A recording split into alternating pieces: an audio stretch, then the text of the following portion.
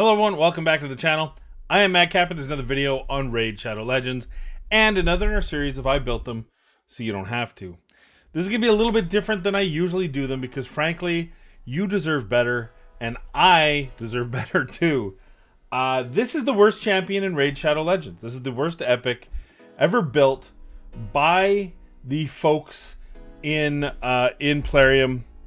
I didn't realize how bad he was. I don't think he's ever made my top worst list. But now that I've fully had the opportunity to experience the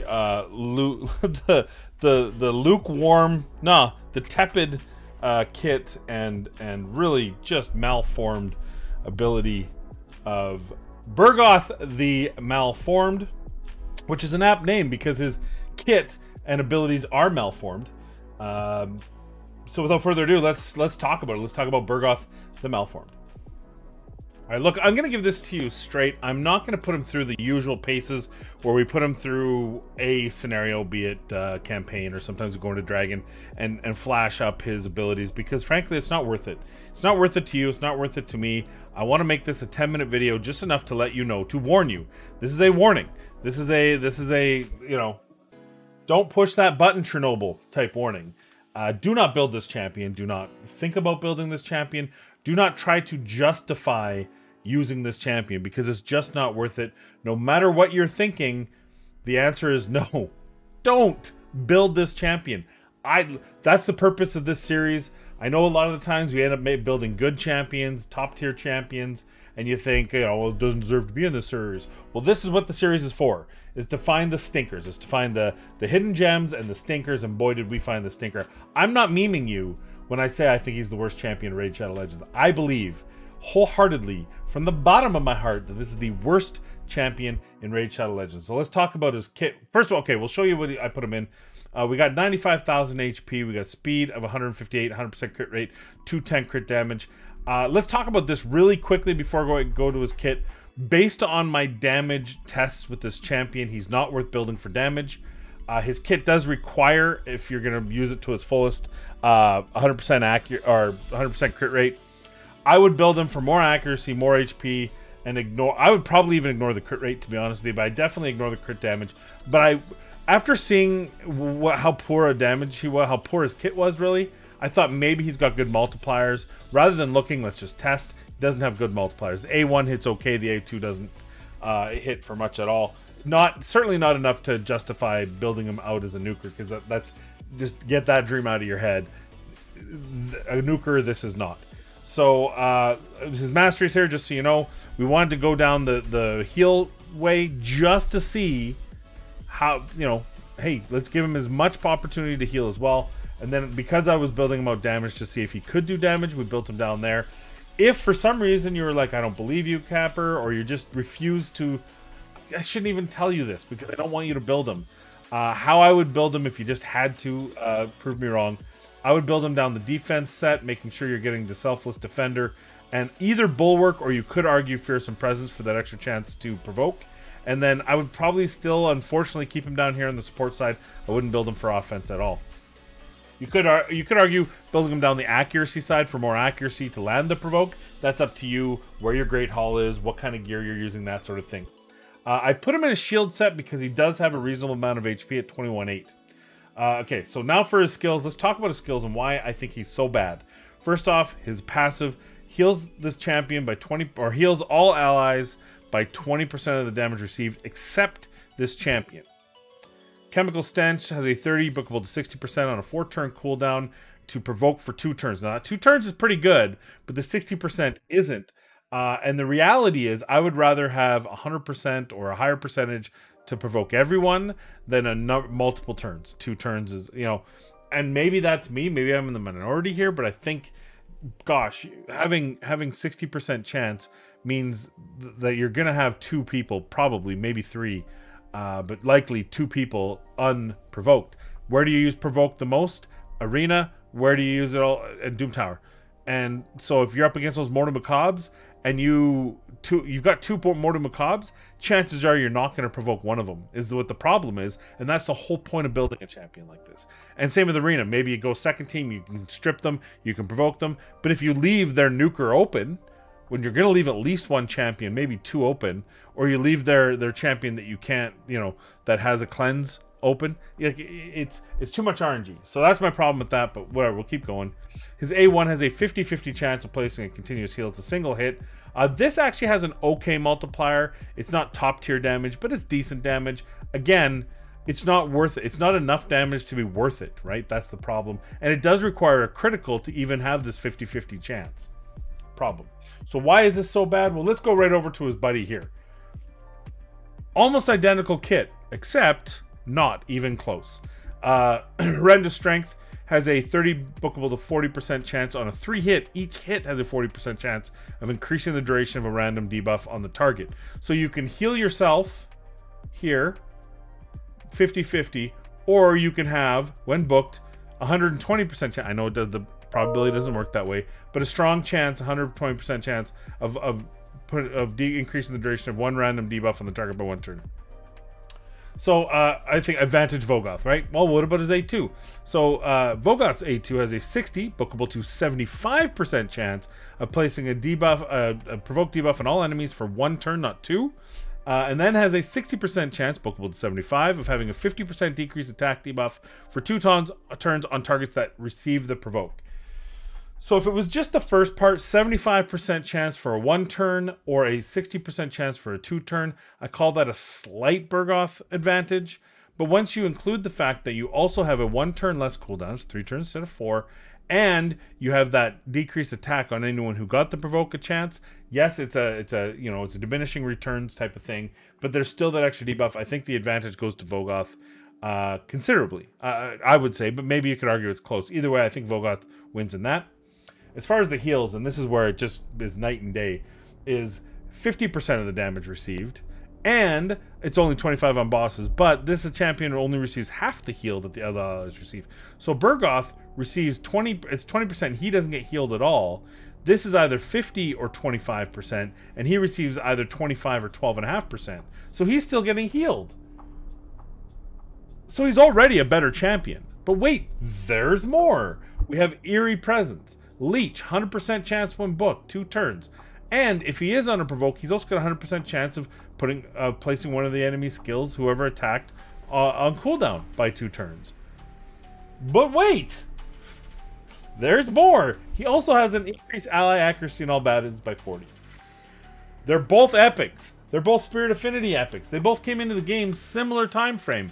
How is it that Bergoth is a rare version of Bergoth? That's my problem with this champion. Is that no other champions have such a direct lineage to each other, such a direct parallel to be able to compare and definitively say Bergoth's kit is a rare version of Bergoth's kit. If he were a rare, you'd say, oh cool, Bergoth, he's the budget version of Bergoth. But if he's an epic, how do you call one a budget? It's ridiculous. It's not. You can't be. If you can't say $100 is the budget version of $100, that's stupid.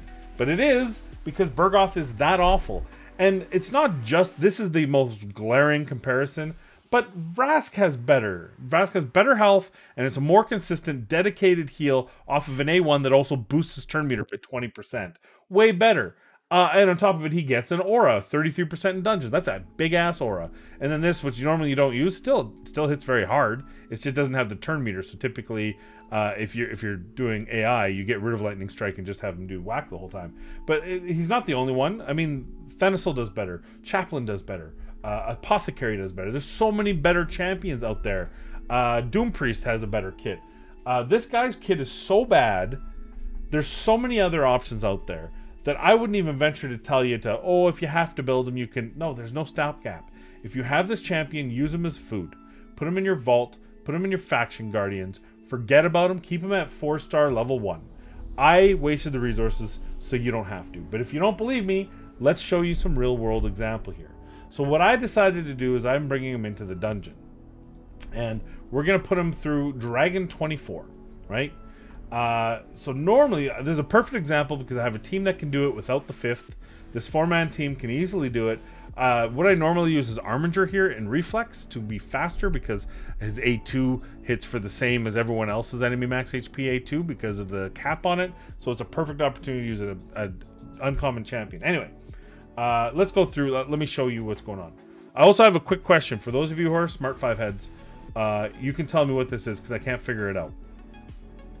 Okay, so you see those two 6,000? That's from the continuous heal. What is that heal? Look, he got a couple heal. Now we got a miss thing. That's fine. You can kill him. 17,000. So we got heals there, and I don't know what those heals are. And the reason that it confuses me because she doesn't get the heals there. There's no heals on the second round, but she doesn't have any masteries that do that. So I'm a little confused on that. If you know what that is, let me know in the comments down below. 19,000 from his A2. Not a hit to write home about. Not anything special. We'll see his A1 here as well. Which is a little bit better. So you see her A1, for example, 66,000. His A1, 54,000. So pretty close, pretty reasonable damage. 60,000. So not bad, but again, not big enough to be worth it. Now here comes the heals. Boom, you see it, 6,029. He just healed for 6,000. That's his big move, right? That's his big move. Don't worry, he'll get another shot here. We'll give him another. Like 41,000 on that A2 when all the debuffs are up. Here comes right after this. Oh, okay. We're doing a little bit of piggybacking. He's probably gonna go. Then he'll go. Watch the heal. 6,000. That's not enough. 6,000? That's less than Vras does off his A1. That's obviously less than Bergoth. That's less than any other champion you could bring in here. I think maybe the only champion that could be worse because it's based on damage given could be Lugan. Lugan's A1 can be a little bit anemic at times too, especially when it's a champion that you can't hit really hard. Though in that case, I'm pretty sure he'd be healing for more because he'd just be able to do more damage when the dragon was debuffed. But just like 79,000 heals versus 572, 101. Again, if you let me know why that happened, I don't understand why she got heals off that first round. I can't find the mastery or the passive or the complementary. If you let me know, I'm sure I'm just missing something because I'm an idiot. So there you go. I'm not going to go anymore on tests. If you think this is a cop-out, I apologize. I just think this champion is so bad. What else can I show you? Yeah, so okay, maybe you're gonna use him in the arena. You're gonna use you could use a shield set for him, but you could alternatively a curing set. Although the problem is that there's a multiplicative thing. Think of him with 100,000 HP, and this is my final thoughts. So think of this guy with 100,000 HP. He gets hit, or 100,001 HP. So he gets hit for all his HPs in Swift Parry. So damage is 100,000. That's 20% of that, obviously, is 20,000. So everyone else gets healed for 20,000 HP. And on top of that, you've got all these different masteries and passives that might be able to help it. But 20,000, it's only 5% of that 20,000, which is 1,000. So now everyone's getting healed for 21,000 HP. Whoop-de-doo. Right? 1,000 a big deal. Whereas if it's Bergoth, for example, that's 50% damage. Right? So that's 50,000 heals plus another 2,500. That's a big... It's multiplicative. So not only is the passive itself anemic, but it creates all the masteries are then anemic too, because they're not additive, they're multiplicative. We don't go from 20% heals to 25% heals. We go for 20% heals, then 5% of the heal amount, which is the problem with those masteries, and I've mentioned it in the past. But also that makes it a problem with his passive. It's too weak, it's too small, it does nothing. Here's what I'd like to see this champion. It's been a while since I've offered answers. They never listen, but in case they do, you want to make Bergoth good, leave this alone. I know the easy thing would be say make this 50% as well, but he'd still be the problem is if you make this 50% as well, he's still just a budget Bergoth. He's no different than Bergoth, just not as good because of all the other things that Bergoth has over him. You want to make this champion viable, you want to make this champion usable, you want to make this champion liked, this needs to be 100%. Done. That's all you have to do. Make his A2 100% chance. It still needs accuracy to land. You still need to cleanse through immunity, right? But at least You 2-turn provoke at 100%, and then as he's taking all that damage in, he's healing for 20%, not the big heals, but then he's guaranteed, virtually, if he lands it, to get 4 or 5 damages in on him for 2 rounds of heals. That is impactful. That makes his champion viable, but it doesn't make it overpowered. It's a simple change at all. Get rid of this 30, make this a 70 bookable to 100%, and then walk away, pat yourselves on the back, give yourselves credit instead of me, and then be a hero. Be a hero for the people of the game.